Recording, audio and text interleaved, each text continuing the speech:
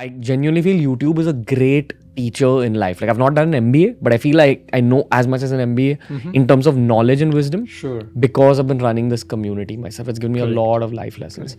And the one thing that resonated with me a lot was what Kobe Bryant said about don't put ceilings on yourself. Even if you think you have a subscriber ceiling, you don't have an impact ceiling on yourself. Just I think that's really what's most important. Yeah. You know, that's really what's most important is that you don't put a cap on your capacity to impact people. Yeah. You know, Yeah. once you know that this is how much I can do, let numbers follow as a consequence. You know, when your purpose is to make an impact, let numbers follow as a consequence. And if at a point of time you realize that I'm constantly working on my journey of impact, right?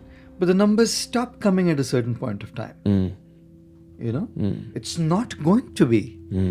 It's not going to be like perennially growing. Yeah. It's an illusion. Yeah, 100%. It's an illusion to think that things will perennially grow, eternally be on the, upward track. Doesn't work that way. Yeah. There will be a limit at a certain point of time. What I'm trying to say is, when we're talking of the capping limits, we are talking about knowing what our capacity is. You know what? When you push yourself beyond your capacity, you know that you're doing it at the cost of other things that matter to you. Correct? When you're functioning within your optimum capacity, you're doing it with proper attention to what needs attention. So I see people getting consumed by this thing that I want to at any cost be there. I won't sleep, I won't eat, I don't care a damn. Religion doesn't matter to me. What matters to me is numbers and money. You know? So as soon as that's what you're consumed by, then you realize that that's not how it functions. So when you know that I've grown to X now, correct? And now I want to grow to X plus 100 or X, or say, let's say 100X, correct? If I want to go from X to 100X, if X to 100X is my capacity, then it will come in a certain way that I don't have to compromise on other aspects of my life. If 100X is not my capacity, then I know that I'm going to have to compromise on so many other aspects of my life because it's not within the bandwidth that I have. Why is that all our self-worth comes down to productivity? Why is success in career so important? Why is it that there's an element of masculinity also into this? Why is success equals to career success only? 100%. Why isn't success measured in Happiness? First of all, there's no thing as happiness. Happiness is a journey and not a destination. Yeah. Why is success, if you have a great career, if you've made a lot of money, if you've got enough fame, power, etc., why is it not, I have been a good friend and a loyal family member and etc. This world was designed that your metric of success is equal to that.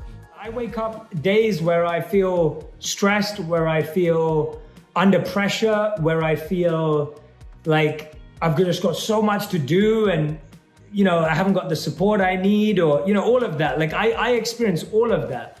And what I say to people is that training your mind and your body is not about never feeling that way again. It's not that one day that won't happen. It's that you let it affect you for less time.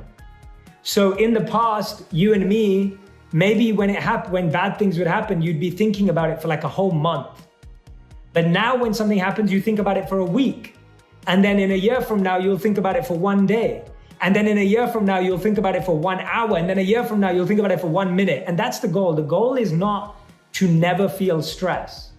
The goal is to feel it for less and less time. Dude, I feel stressed. I feel pressure. I still have bad mood swings sometimes. But that's part of it. And that reminds you how far you have to go. And it keeps you humble and it keeps you grounded. And also it helps you empathize with people more. Because if you never felt that way, and then someone tells me, if a young person comes up to me and says, Jay, I feel stressed. And I'm like, oh, come on, just get over it. Like there is no such thing as stress. That's not true. And so I find that when I feel stressed or fearful or anxious, I explore it a little deeper so that next time someone says that to me, I can actually feel empathy and compassion for them because I know how it feels. Did you ever have a voice in your head that kind of chipped away at your confidence levels? My height, no, but other things, yes. Like what? It was, I grew up with an abusive, or actually 2 abusive stepfathers. And so from a very young age, I was very aware that I needed, I don't know that I needed to, but one of the defense mechanisms was that I sort of shut down, and it interfered with my ability to sort of stand up for myself. And so literally from the age of like 12 years old until I actually went and sought help for myself through counseling and talking to somebody at the age of 24, I didn't have the ability to, or the confidence to stand up for myself. Confrontation scared the heck out of me. And, it wasn't until I was 24 that I sort of embraced, making sure that I had the tools in order to get over this, because I realized that it was interfering with my ability and my life. And so that was a big issue. Another confidence thing that I've dealt with personally is feeling inferior intellectually. And one of the reasons for that is because I am not somebody who sits down and reads a lot of books. And in this world that we operate in and that we live, a lot of value is placed on people for, the amount of knowledge that they acquire and the amount of books that they actually read. And the funny thing about insecurities is that they're invisible oftentimes, right? And so most people, when you tell them, hey, I'm insecure about this, or I'm insecure about that, or I don't like the size of my nose, or my ears stick out, they look at you and they go, what? Because they don't perceive this as a problem or a fault. But it's funny, but we are our own worst critics. And so when we look in the mirrors, we see the 5 pounds of extra body fat, we see the little bit of man boobs that we might be rocking, but to the outside world, we're perfect. And so yeah, insecurity, it's definitely something that I've struggled with. Mine have been obviously different than a lot of yours or people listening, but I think we all have them. Like if you feel low on certain days about work, at the age you're at and after all the experience you've gained over the years, do you still have self-doubt? Do you still feel low? Yeah, see, I think there are two different, and it's a good point that you raised. Self-doubt, I'm a little less on, I have to say. Low, I've realized that actually energy sapping is what I'm getting very conscious of, because I think all of us revitalize ourselves every night with positive energy. And everyone talks about work-life balance, but if you look at it, there's positive energy, and if you can bring that positive energy to work, you won't have a problem in work-life balance. Well, the one thing I would definitely say is there's no do or die in this world. Nothing is important enough for you to take so much pressure that it defines your life. You have to be like water. Learn to be like water, adaptable, fit into any vessel, have a sense of calm, have a sense of patience. But ambition is extremely important. And I don't just say this to girls, I say this to boys and girls. Just everyone who wants to be able to have a purpose in life, have an ambition, have the guts to find your glory. It's extremely important to have guts, to have conviction, to be able to say that, this is what I want and I want to achieve it. We all go through periods of time when we feel low and we feel, depressed. Hold up, even right now? Like right now at the age of 45? For sure. Absolutely. I don't think that ever goes away. And if it does, then you're clearly closing yourself or numbing yourself to your feelings, because it's unnatural not to feel low or to feel depressed. You have a flop, you feel depressed. You're not able to cast a film, you feel depressed. Something doesn't go your way in terms of a script not working out like you wanted to, you feel depressed. Obviously, things at home happen, fights within families, you feel depressed. I mean, those are not things that with age or experience or wealth can never go away. And don't imagine that they do, because you'll be imagining a future that's quite different to the reality, and you'll be quite disappointed with that. But I think the recognition, frankly, that I've had also, that sometimes people can have clinical reasons why they're feeling a certain way, which are not related to what's happening around them, but related to what's going on inside them. And then for people to recognize that's not something that I have experienced, but I know people around me who have, and I know of people who have. And I think earlier it was just looked on as being they're in a funk, or they're in a mood, or they're moody, or they are, there's nothing wrong with them. I don't know why they're always cribbing.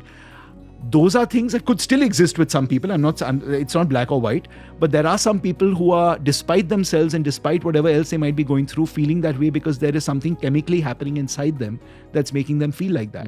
I was never close to my dad growing up, and I feel that's completely okay. We're cool now, but we're not close the way my mom and me are. A big reason for that is I feel we were two extremely alpha people in the same house. More so, we were two alpha guys with extremely different mentalities. One was an academic who respected the education system, who respected the concept of marks, schools, academia. And the other guy was me, the guy who thought that the future belongs to video content. I'm going to watch TV, I'm going to play PlayStation, I'm going to enjoy my life right now, because in the future, I'm only going to take up a career that I enjoy, which is going to be far from these marks and academics.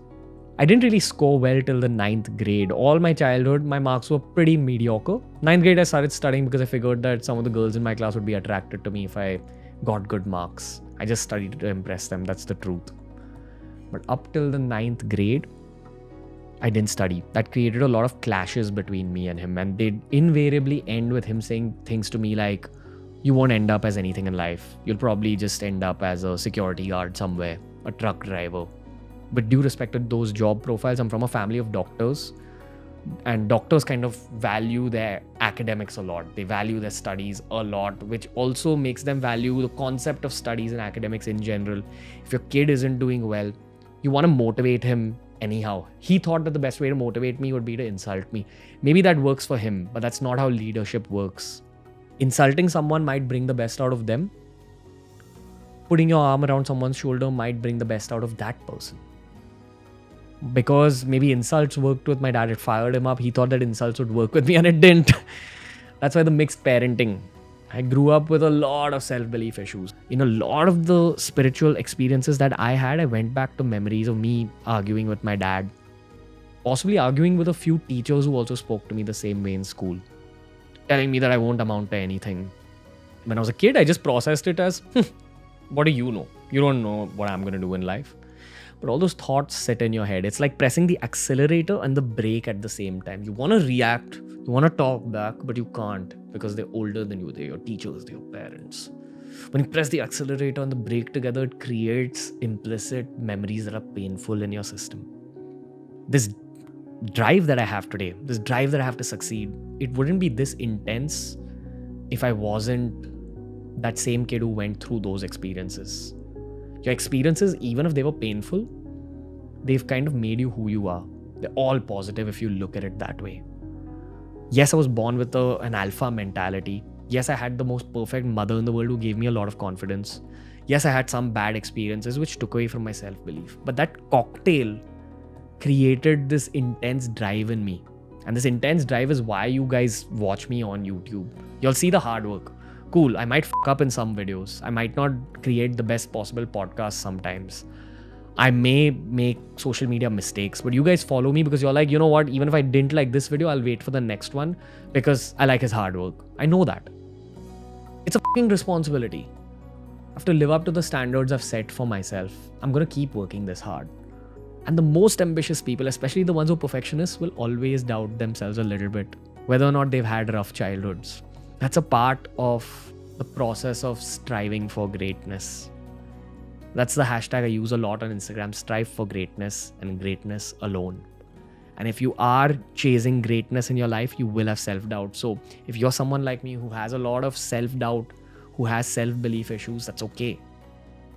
It's a part of that greatness chase. In your near future, just map it out well. And if you're trying to build a really big house out there in front of you, and the task of building that house is seeming really difficult, don't focus on the thought of the house. Focus on that first brick that you're going to put down in front of yourself. Just place that brick really well. Place it to the best of your own abilities. Whatever you know best, try doing that really well. The future takes care of itself. Ground yourself. Bring yourself right within the present. Because that's the only thing that will help you come out of those pools of self-doubt. Channelize that negative energy into actions.